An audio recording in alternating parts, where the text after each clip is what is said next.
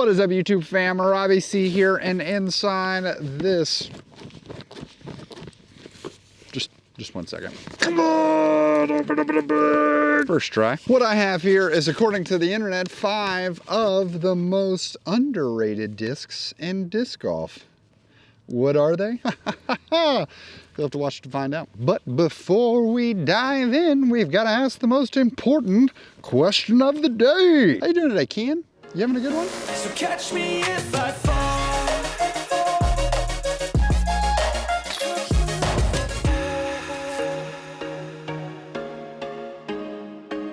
So I put out a little poll asking the peoples of the Instagrams, what do they think are some of the most underrated discs? And I let this poll sit out for several hours, and answers poured in, which means that I clearly have the most scientific data possible. But I didn't just ask Instagram. I also threw it out to the Birdie fam, my Patreon, and asked them what they thought were some of the most underrated discs inside of disc golf. And we compiled the top 5 that I feel like were most commented amongst Instagram and the Birdie fam. And these are 5 discs that I really do think people are sleeping on. And several of these could sort of expand to larger examples, such as one of them, I could argue you're like sleeping, most people, not you. I'm sorry, Kian. I feel like I'm calling you out there. Not you, but most people are sleeping on sort of this like entire company. So let's dive in. We got 5 discs. I want to talk about them. And I already know the comment section here is going to go crazy because people are going to say that their disc is most underrated or their disc most underrated, which is helpful because I do want your discs to be represented. And so I want you to be able to use the comment section of this video for like, hey, here's a disc that I've never heard of and maybe I should go buy.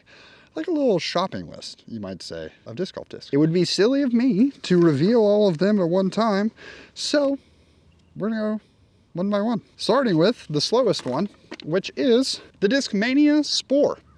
Now, the Spore came out, I believe, last year, 2023, and it is a 1-speed disc. It's a lid, has much more of that throw and catch type vibe. Some people mention the Glitch as an underrated disc, and I think the Glitch has been used as a throw and catch disc quite often, but even a Glitch, still with that hard gyro rim, can feel a little bad when you're like catching it. And the Neo plastic being soft actually makes it really easy for a throw and catch disc. And one thing that I love about the Spore is that I feel like it isn't as flippy as a lot of the other lids. It goes pretty silly far, and it's like usable for so many different places. And I'm always a fan. You guys know that I love lids, having them in the bag. And so I think this is a great option. So we're just gonna throw it here. It's a nice 200-foot hole, just goes dead straight. You can see there, doesn't really waver right to left very much, just holds kind of dead straight, and even throwing it on a little bit of hyzer, it just goes straight and even falls off to the left there at the end of its flight. I would say if you are someone who has ever been curious about throwing lids, I know I push the polecat a lot here on the channel, but the polecat, I understand has a very unique feel that isn't great for a lot of people, and there are lots of lids that have much more of like a strong pronounced drop off or shoulder. Spore kind of fits a lot of those niches, and I think is a fantastic introduction into lids for you to try to throw them if you've never checked them out before. I mean, like, could you ask for a better start? All right, next on the list, we're gonna get a little bit faster, but we are talking about the DGA Rift. The DGA Rift is a somewhat neutral disc. A lot of people will compare this to the Discraft Buzz. It is made by the same plastic manufacturer. For those who are unaware, DGA is manufactured by Discraft, and so Discraft makes the Buzz, DGA has the Rift. The Rift, if it ever gets voted on, is definitely gonna make an appearance in the Rift versus the Buzz battles, but you guys as the viewers are gonna have to make that happen. I think right now the Hex is winning, and then after that, I think the Pathfinder is pretty much a lock in the next comment section, so maybe it has a chance in the 3rd installment. Now, one thing that I really like about the Rift is that it is a -1-1, so you would think that it's like super neutral, but I think that holds true. I would agree the Rift is super slept on. Comes in a variety of plastics. This is the Tour series from last year when Macy Valadiaz was with the team. So we're gonna throw it on a little bit of hyzer. What I like about the Rift is that if you throw it flat, it pretty much rides straight. If you throw it on anhyzer, it holds that anhyzer. I think it really does embody that -1-1 stance. So here, we got a little bit of headwind coming at us. Basket sits off to the left. We're gonna put it on a pretty decent amount of hyzer, especially into the headwind. Try to get it to stand up and then just fade on over to the basket. Gave it the old college try. Okay, anhyzer putt with a mid-range. We threw it on anhyzer and we did putt with a mid-range. Roost is really good, guys. It's definitely a mold that I have not spent a ton of time with. I have tried it.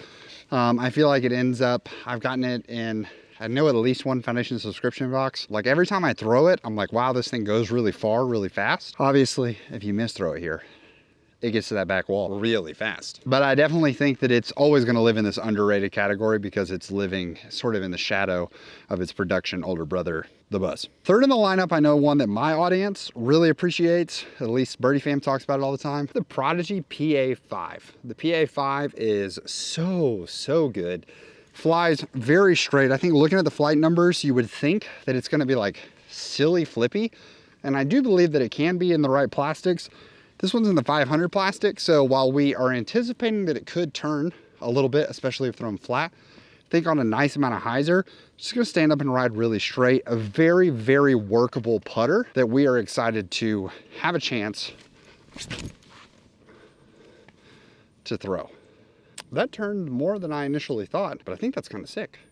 Definitely sets up the next hole like really well. What's nice about flippy putters is that you can use them like we just saw there, where you start it on hyzer, it stands up, and even because it's flippy, has some turn to the right, especially if you have a little bit more arm speed. I'm not trying to say I'm out here with like elite arm speed distance. I think if you're a newer player, you have a slower arm speed, this is gonna be a very straight flyer for you, which is awesome. But also because it's understable, which means that for a right-handed player, it naturally wants to go to the right.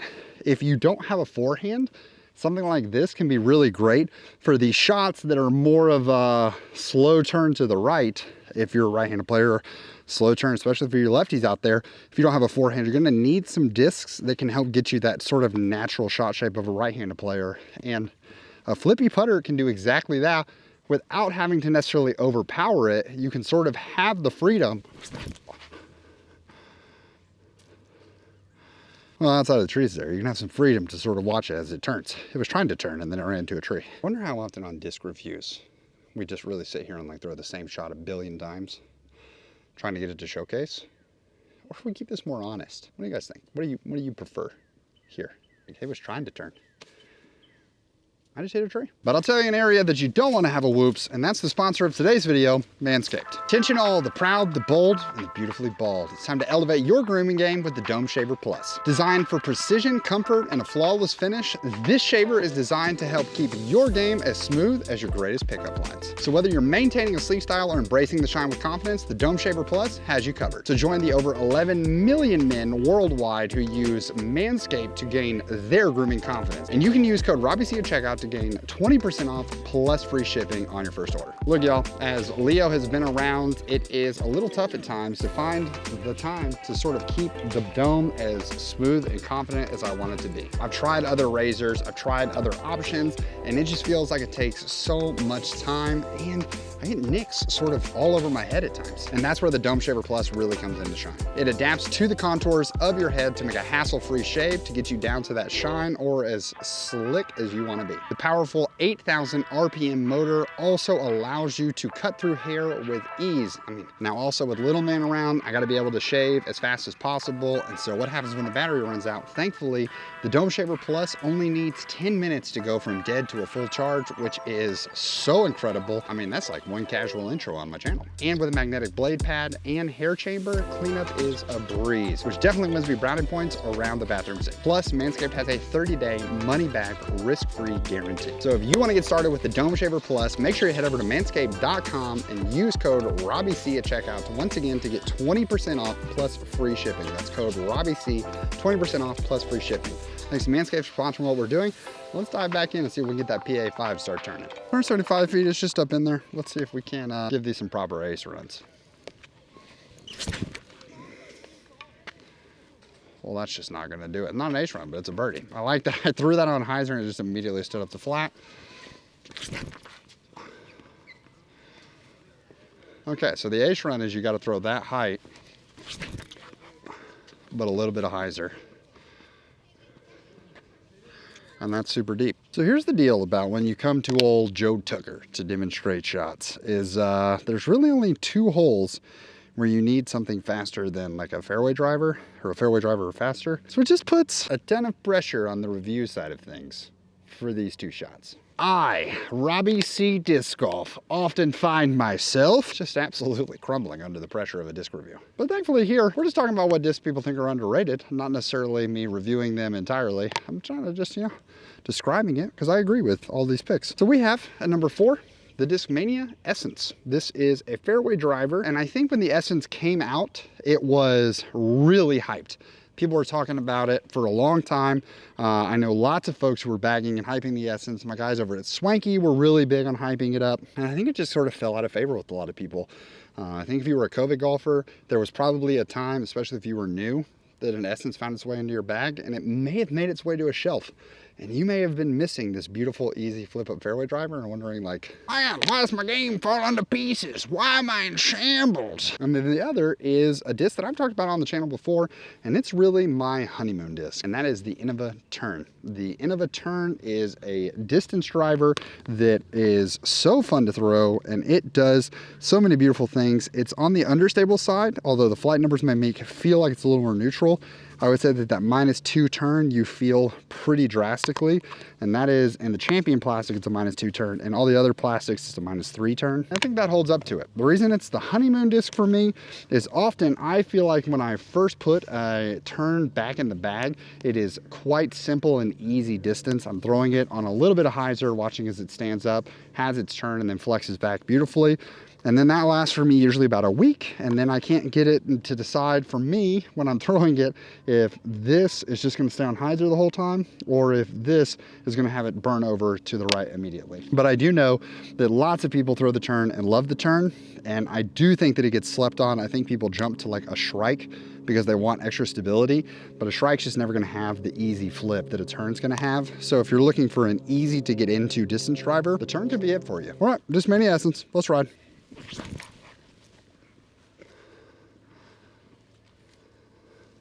That's nice. You can see, threw it on a little bit of hyzer, stood up and just rode, and it went downhill, which gave it some time to really fight back. Not bad at all. Let's try the turn. And there you can have exactly what we talk about in terms of just didn't stand up for me at all. I didn't really lay into it at all because I'm gonna be honest, I did think that if I got a hold of it, we could turn it over and carry it right over that fence, but we'll give it another throw. I'll go pick them up and give you guys another rip. Essence again. We turned it over that time. That was nice. Still landed out on the fairway, but that one we threw a little more flat, put a little more oomph on. You can just see it turned over. It's a flippy fairway, which is nice. We like that. We put a little more into the turn this time. Just dead straight. I mean, that held straight for so long, guys.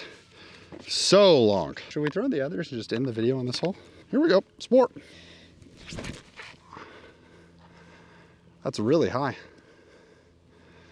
That shows you the power of the 1-speed right there, because it just felt like it was in the air twice as long as the others and didn't go very far. So we're gonna put this one on some hyzer.